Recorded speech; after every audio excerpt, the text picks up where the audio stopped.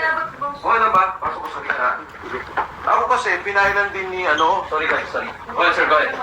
nag-file din si Senator Trillanes at saka kahapon ata si General Anyo ng kaso na kasama si Attorney Baligod, kasama si ako, Mike Defensor, at saka si, if I'm not mistaken, si Cathy Binag at saka si Lauren Badoy. Ako, personally, isang karangalan na makasama ako nitong mga kasama nating sundalo. Isang malaking karangalan na mapasama sa kaso, nakasama sila. Yung sinasabi ng mga taong to ay katotohanan. Tumutulong ako sa kanila dahil ayoko mangyari nung nangyari kay Sergeant Cotesa. Talagang ginipit, inipit, itinago. Nandito ko para ipakita yung tulong sa kanila noon pa man, nung sila ay lumabas sa Club Filipino. Kaya yung mga sinasabi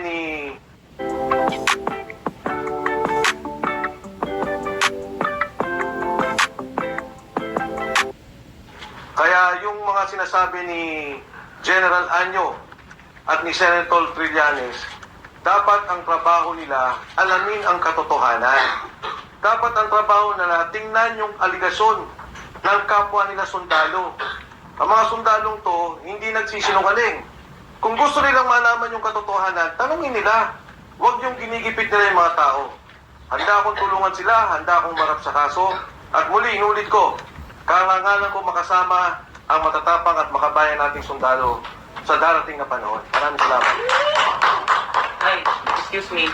May we get a reaction from the group? Ikaw po, Congressman Defensor, kung kaya niyo po. Kasi meron pong nalabas na isang letter na dininay ng isang active personnel na umano'y signatory doon sa mga members of AFP and PNP doon po sa Baligod 18. Dininay po niya, napanotarize na po niya sa kanyang counsel na sinabing he denied his involvement, his signature doon po sa mismong support within the group. Any comment po that, sir? Any comment? Ako, wala akong nagiging problema dyan, you know. Ito yung retired officers that gave their support. Yes. Oh, wala namang... But the personnel involved was an active police personnel. Active police. Okay, walang akong alam doon, walang alam itong mga sundalong tungkol doon. Kung may effort among the retired soldiers to get the support, nasa kanila yon. So yung pagka-reject niya doon o pag sinasabi niya hindi totoo, wala namang kaming doon, wala namang kaming debate. At naintindihan naman namin sa mga aktibo na natural lamang na wag muna magpakita ng pakikisa dahil lumalabas o pinapalabas nila na politika. Is it? Well, kung meron silang interpretasyon ng politika, bahala sila. Pero ang importante rito, ano ba yung katotohanan doon sa sinabi? Si Saldico nagsalita. Sabi nila si Saldico magnanakaw. May kaso sila. Mga kasama ni Saldico to eh. Kung yung sindikato sinasabi nila na ito yung hepe ng sindikato, ito na yung mga galamay, nagsasabi dito namin dineliver yung pera, dito napunta yung pera, bakit naman nila sasabihin na hindi naman totoo? Yun ang hindi ko rin maintindihan. Napakaganda ng mga binabanggit ng mga taong to, including Sergeant Cotesa, when he first spoke about it. Walang sinasabi yung mga taong to kung saan lang galing ang pera. Hindi nila alam kung flood control scandal, hindi nila alam, pero nakita na may korupsyon. At tinuturo yung boss nila na sinasabi, mastermind ng korupsyon. Ngayon nagsasalita naman sila na dito kami nagbigay ng pera, yung pasok ng pera, hindi pa nga nila alam dahil kay Mark Texayon, tsaka kay Paul Estrada. Bakit naman sila yung gigipitin? Ba't kami yung gigipitin? Kaya ako, actually, wala naman akong alam dun sa affidavit eh. Alam niyo yan na hindi ko sila kasama nung ginawa nila yung pangungusap nila. Pero, sinasabi ko yung sinasabi nila. At tinitindigan ko sila. Bakit naman sila yung kakasuhan? Sa lahat, eto yung mga hindi kumita. DPWH contractors kumita. DPWH officials kumita. Senador, sinabi, di ba, may mga pangalan na dati. Congressman, eto nag-deliver lang, eto kakasuhan. Parang hindi naman natin tama. Thank you. Sir, Ako na naman, hindi na ako sila na. we need input. Mr. Roseberg, kung pwede lang po, tama po ba? Ay, sino po yung nagsalita kanina? Pasensya na po. Ayan. Ano lang po, or to anyone kung sino lang ang gusto magbigay ng reaction, may observation kasi ng inconsistencies, yung pabago-bago, katulad po nung sinabi niyo po about Trillanes na may nagsabi na hindi niyo naman nakita pero nag-deliver naman. So, may ganun po ba na pagbago-bago sa inyong mga statement? Wala po ma'am, kasi nasa kuha naman kami, nasa affidavit naman po eh. Ang sinasabi po namin ma'am, hindi po namin nakita yung pinalit na dollar na kung binigay sa kanya. Ang sinasabi namin ma'am na totoo is yung nag-deliver mismo sa bahay niya po. Yung doon po sa pag-deliver kay BBM, bakit po parang hindi maibigay yung mga detalye? Pwede niyo bang masabi yung exact details?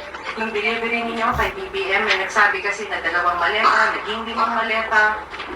Bakit po nagbabago ang detalye? Di bang maliit na po yung dinala namin ni Kong Sandy doon sa bahay?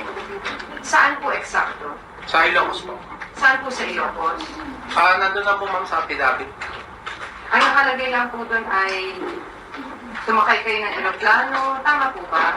Tapos nagpunta kayo ng Ilocos. Yes po. Pero saan po doon? Pwede po bang humingi pa ng detalye? Saan bahay? Saang syudad? Lawag, Paway, Paway. Bigan. Alam niyo po kaya yung ganung Pwede po. Yung ano po, may lake po. Ilan po yung ano? May ano boss? Yung may lake.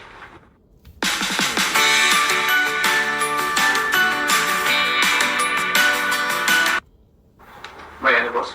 Yung may lake. Sa lake.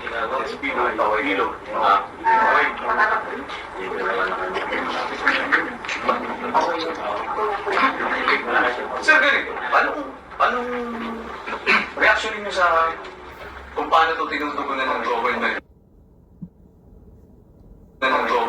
Kasi the last time kausap namin si Ombudsman Revilla, sabi naman niya, ang gusto niyang makuha from Atty. Levy Balido din sa inyo, dapat iisa po kayo ng affidavit, hindi parang isa lang nakakatawan para sa 18. Ano po bang reaction niyo ron?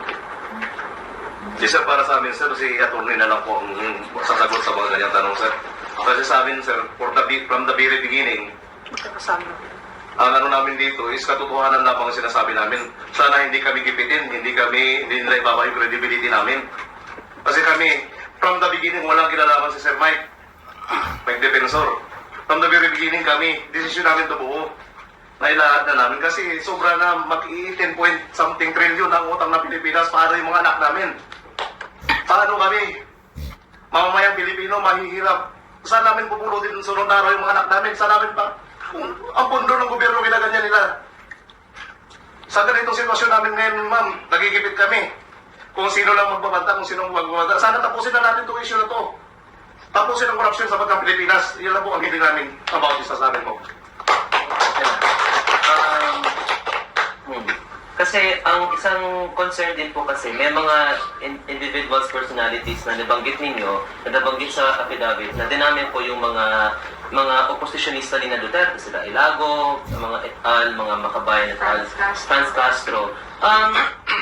Is it safe to say na parang tinatarget nyo rin yung mga makabayan groups o yung mga oppositionista ng Duterte sa mga na-involved? Hindi, sir. Given the fact na merong isang tinarify si Dilima na sinabi niya na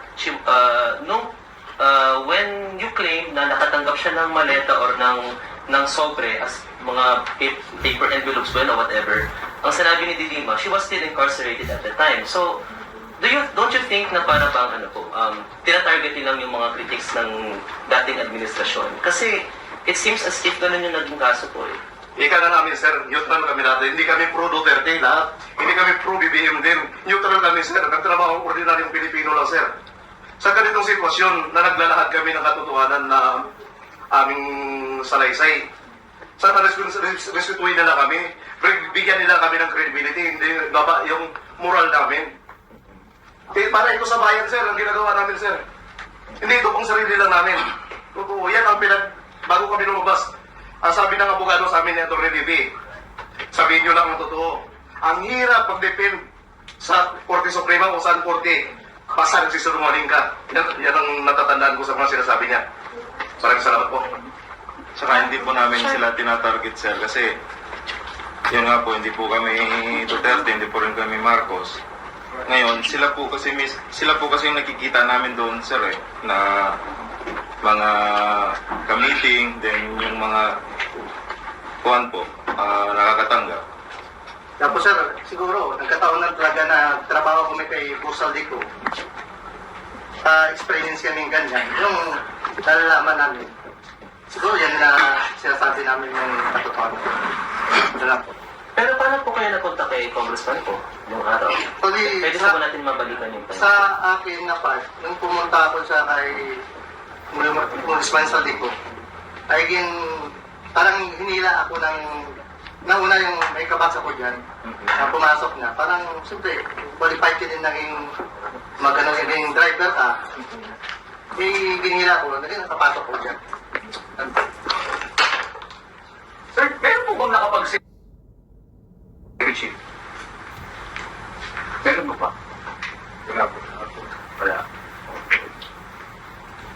Pero kay Sir Junes pa lang meron. Meron po dito sa As NSA or Secretary of Defense nung panahon ni Mr.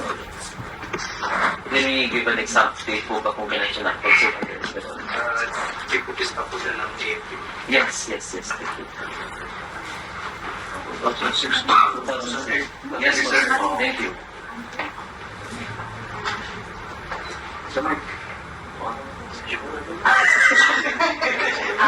Sir, pwede po i-clarify kung bakit ba nahitin ma rin si Marines po? Kung pwede pong paki-clarify po kasi lumalabas po ngayon sa balita na hindi daw po lahat yung 18 Marines na nagsasalita yung Marines po. wala po sa Ma'am, sa 18 kami, 16 po yung Marines, apat na retired. Kasama yung papalba.